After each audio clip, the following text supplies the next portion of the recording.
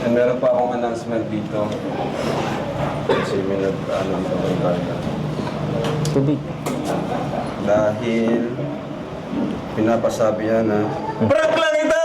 Ay, loko ka! Seryoso kasi?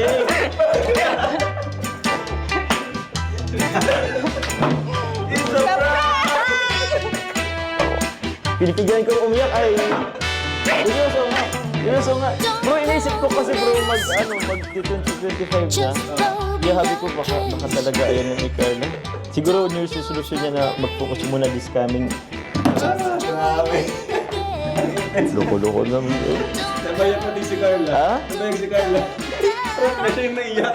Prank na siya yung naiyak. Ba't ka naiyak? Wala. Parang kasi nga... Parang kahit prank, di niya kaya Parang gawin. iniisip ko totoo po ay. Hindi mo kaya no. Yung mo naman diyatang mawari sa atin. Siguro kaya